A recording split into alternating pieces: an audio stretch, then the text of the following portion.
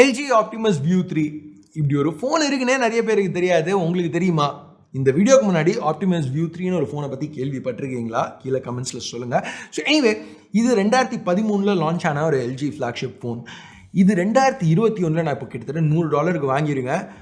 ஆக்சுவலாக இது ஒரு நல்ல பை. எனக்கு இது ரொம்பவே பிடிச்சிருக்கு. 2021 இதில் நிறைய விஷயங்கள் சூப்பராக பண்ண முடிஞ்சது. இன்றைக்குள்ள ஃபோன்ஸோட பெட்டராக பண்ண முடிஞ்சது. அதெல்லாம் என்ன, ஏன் இது ரெட்ரோ கேமிங்க்கு ரொம்ப ஒரு நல்ல ஆப்ஷன் நான் சொல்கிறேன், இந்த வீடியோவில் பார்ப்போம். ஹே गाइस, என் பேர் ஆஷ். நீங்கள் பார்த்துட்டு இருக்கிறது C4 Tech தமிழ். வீடியோ பிடிச்சிருந்துச்சுன்னா மறக்காம கீழே இருக்க thumbs up button, subscribe, bell icons இதெல்லாம் ப்ரெஸ் பண்ணுங்கள். இப்போ நம்ம வீடியோக்கு போவோம். இப்போ ஸ்மார்ட் ஃபோன் இண்டஸ்ட்ரி ட்ரெண்ட்ஸ் எடுத்துக்கிட்டிங்கன்னா சைஸஸ் இன்க்ரீஸ் ஆகிட்டே இருக்குது. இனிஷியலாக கேலக்ஸி நோட் அந்த 5.3 இன்ச்சோட கேலக்ஸி நோட் ரிலீஸ் ஆகையில் கிரிட்டிக்ஸ்க்கு அது பிடிக்கல. இது என்ன விஷயம், இது என்ன ஃபோனா டேப்லெட்டா, சாம்சங் ரெண்டுத்துக்கும் நடுவில் ஒன்று லான்ச் பண்ணி என்னத்தை குழப்புறாங்க அப்படின்னு ஒரு கண்ணோட்டத்தில் தான் பார்த்தாங்க. பட் இன்னைக்கு தேதிக்கு 6.5 இன்ச்சுங்கிறது கிட்டத்தட்ட நார்மல் ஆயிடுச்சு. ஸோ நிறையவே டிஸ்பிளே சைஸஸ் இன்க்ரீஸ் ஆகிருக்கு. அது மட்டும் இல்லாமல் இவால்வ் ஆகிருக்குன்னு கூட சொல்லலாம். ஏன்னா டைரெக்டாக இன்க்ரீஸ் ஆகலை, ஆஸ்பெக்ட் ரேஷியோஸ் சேஞ்ச் ஆகிருக்கு. இப்போ பழைய CRT டிவிஸ்லாம் எடுத்துக்கிட்டிங்கன்னா 4:3 ஆஸ்பெக்ட் ரேஷியோ. அடுத்து HDக்கு போகையில் மேனுஃபேக்சரர்ஸ் 16:9க்கு மாற்றினாங்க. அது காரணம் என்னென்னா 4:3ங்கிறத நீங்கள் 12:9ன்னு சொல்லலாம். இப்போ எல்லா டிவி ஷோஸுமே அந்த ஆஸ்பெக்ட் ரேஷியோவில் தான் வந்துட்டு இருந்துச்சு அந்த பாயிண்டில். ஸோ 12:9 டிவி ஷோஸ், 21:9 மூவிஸ், அது ரெண்டுத்துக்கு நடுவில் என்ன இருக்குது, 16:9. ஸோ 16:9 சூஸ் பண்ணாங்க. அதனால் நீங்கள் படம் பார்க்கையில் மேலே கீழே கொஞ்சம் பிளாக் பார்ஸ் வந்துச்சு, டிவி ஷோஸ் பார்க்கையில் சைட்ஸில் பிளாக் பார்ஸ் வந்துச்சு. பட் ரெண்டுமே எவ்வளோ மினிமமாக வைக்க முடியுமோ அவ்வளோ மினிமமாக மெயின்டைன் பண்ணியிருந்தாங்க. இந்த சேஞ்ச்னால மொத்த இண்டஸ்ட்ரியுமே அஃபெக்ட் ஆச்சு. டிவி ஷோஸ் எல்லாமே 4:3லேருந்து 16:9க்கு மாற்றினாங்க. கேம் கன்சோல்ஸ் எல்லாமே 16:9 ஒயிட் ஸ்க்ரீன் சப்போர்ட் பண்ண ஆரம்பித்தாங்க. இது ரொம்பவே ஒரு முக்கியமான ஒரு டெவலப்மெண்ட். இதை லைட்டாக பென் பண்ணிட்டு இதுக்கு நம்ம திருப்பி வருவோம். இப்போ ஏன் டிவி மேனுஃபேக்சரர்ஸ் இந்த பாயிண்ட்லேருந்து அந்த 16:9 ஆஸ்பெக்ட் ரேஷியோவை மாற்றாமல் மெயின்டைன் பண்ணியிருக்காங்க? கிட்டத்தட்ட 20 வருஷமாக வித்தை இன்னும் அவங்க மாற்றலை.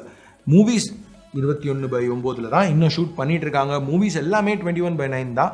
பட் ஸ்க்ரீன் சைஸஸ் டிவிஸில் மாறல. இது காரணம் என்னென்னா, ஒரு பிராண்ட் மட்டும் மாற்றினாங்கன்னா எல்லாரும் அதை அடாப்ட் பண்ணுவாங்களான்னு தெரியாது. அந்த பாயிண்டில் பெரிய டிவிஸ்லேருந்து தின்னான வித்தியாசமான LCDஸ்க்கு மாறையில் இந்த மாதிரி ஒரு ரிஸ்க் எடுத்து ஒரு சேஞ்ச் பண்ணாங்க இண்டஸ்ட்ரியில். அதுக்கப்புறம் எந்த பிராண்ட்ஸாலையும் அதை பண்ண முடியல. பட் ஃபோன்ஸ்னு வரையில் அந்த மாதிரி கிடையாது. ஆஸ்பெக்ட் ரேஷியோ ஸ்டார்டிங்லேருந்து இப்போ வரைக்கும் மாறிட்டே தான் இருக்குது. முதல்ல 16:9, அப்புறம் 18:9 பார்த்தோம், 18.5/9, 19/9, 19.5/9, 20/9, 21/9, இப்போ ஒரு ஃபோனில் 27/9 கூட பார்த்துட்டோம். இது எனக்கு இதில் கொஞ்சம் மிக்ஸ்ட் ஃபீலிங்ஸ் இருக்குன்னு சொல்லலாம். எஸ், ஆஸ்பெக்ட் ரேஷியோ அதிகமாக ஆக உங்களுக்கு ஃபோன்ஸ் இன்னும் நேரோவாக இருக்குது. ஏன்னா டிஸ்பிளே சைஸ் இன்க்ரீஸ் ஆனாலும் கையில் பிடிச்சி யூஸ் பண்ணுறதுக்கு கொஞ்சம் வசதியாக தான் இருக்குது. இப்போ நம்ம ஒரு சில வருஷம் முன்னாடி போனோம்னா Mi Max 1ல் 6.44 இன்ச் ஸ்க்ரீன். ஆனால் அதை கையில் பிடிச்சி யூஸ் பண்ணுறதுங்கிறது ரொம்ப கஷ்டம். இப்போ 6.44 இன்ச்சஸ்ங்கிறது இன்றைக்கி தேதிக்கு பெரிய விஷயம் கிடையாது. Mi 11 Ultra எடுத்துக்கிட்டிங்கன்னா 6.8 இன்ச் பேனல் அதில்.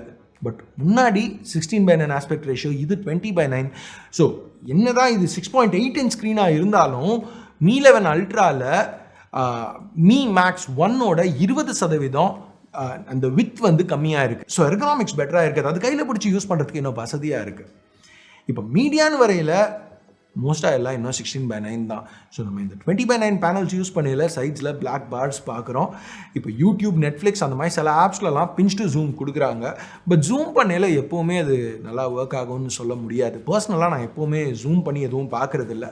ஏன்னா ஏதாவது நம்ம ஸ்க்ரீனில் பார்க்க வேண்டியதை மிஸ் பண்ணிவிடுவோமோ அப்படின்னு ஒரு ஃபீல் இருக்கும் எனக்கு.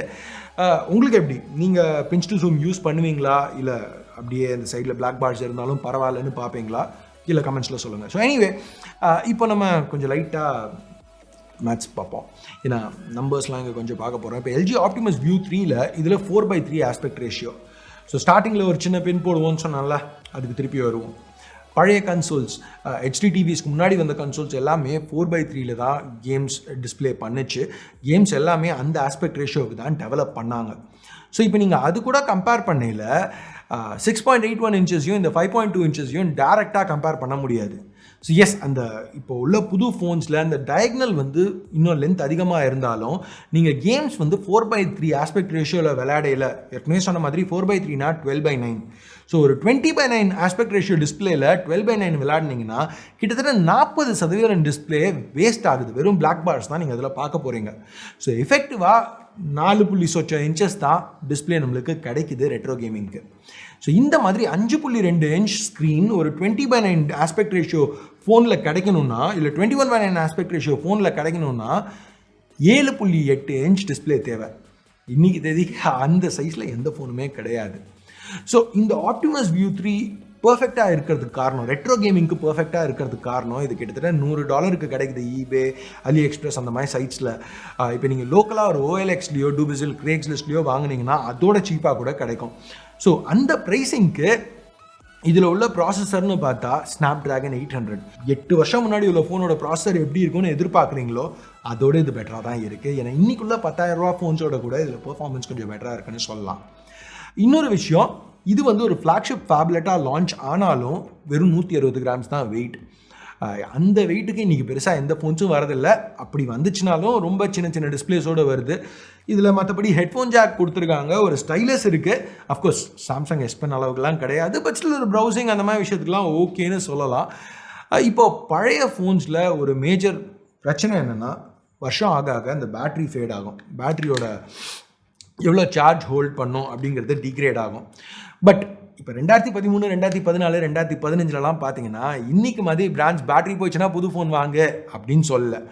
இப்போது இந்த மாதிரி ரீப்ளேசபிள் பேட்டரிஸ் இருக்குது. ஸோ இன்றைக்கி வரைக்கும் இந்த வியூ 3க்கு ரீப்ளேசபிள் பேட்டரிஸ் கிடைக்க தான் செய்யுது. இதுவே வந்து இப்போ நான் அலி எக்ஸ்பிரஸில் வாங்கினா ஒரு ரீப்ளேஸ்மெண்ட் தேர்ட் பார்ட்டி பேட்டரி தான். அது போக மைக்ரோ SD சப்போர்ட்டும் இருக்குது. ஸோ உங்களோட டோட்டல் ROM லைப்ரரியை இதில் நீங்கள் அப்லோட் பண்ண முடியும். ஓகே, இப்போ ரெட்ரோ கேமிங் ஜென்ரலாக பார்க்குறவங்க எல்லாருக்குமே தெரியும். இப்போ ரீசெண்டாக latest generation retro gaming consoles எல்லாத்துக்குமே ராக்ஷிப்போட RK3288 சிப் தான் பாப்புலராக யூஸ் ஆகிட்டு இருக்கு. Snapdragon 800 இந்த வியூ 3ல உள்ள சிப் அதோட பெட்டரான சிப் தான். இந்த LG Optimus Vu 3 உங்களுக்கு அதோட பெரிய ஸ்க்ரீன் கிடைக்கும். எஸ், இன்டெகிரேட்டட் கண்ட்ரோல்ஸ் கிடையாது. பட் இந்த மாதிரி ஏதாவது நீங்கள் ஆட் பண்ணிங்கன்னா ஒரு காம்பேக்டாக ஒரு நல்ல ஒரு காம்படென்ட் கேமிங் எக்ஸ்பீரியன்ஸ் கிடைக்கும்னு சொல்லலாம். ஸோ இதில் நம்மளுக்கு ரீப்ளேசபிள் பேட்டரி கிடைக்குது, மற்ற ரெட்ரோ கன்சோல்ஸ் எல்லாத்தோடையுமே ஹையர் ரெசல்யூஷன் டிஸ்பிளே கிடைக்குது. அது மட்டும் இல்லாமல் பெர்ஃபார்மன்ஸும் நல்லா தான் இருக்குது. ஸோ இப்போது பெர்ஃபார்மன்ஸ்னு நிறைய பேசிட்டேன். ஆக்சுவல் பெர்ஃபார்மன்ஸ் என்ன அப்படிங்கிறத பார்ப்போம். முதல்ல PSPலேருந்து ஆரம்பிக்கலாம். இது God of War ஸ்மூத்தாக தான் ரன் ஆகிட்டு இருக்கு. பட் PSP நான் இது வரைக்கும் சொன்ன எல்லாத்துக்குமே ஆப்போசிட். இது ஒரு 16:9 கன்சோல். ஸோ நம்மளுக்கு பிளாக் பார்ஸ் மேலே கீழே கிடைக்குது, கொஞ்சம் ஸ்க்ரீன் ரியல் எஸ்டேட் கம்மியாகுது.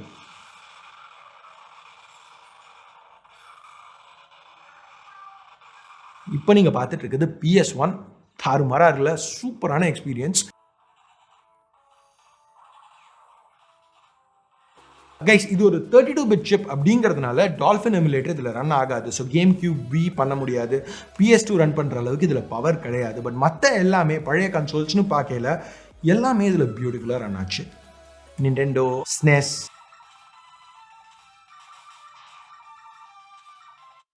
MAME, Game Boy Color,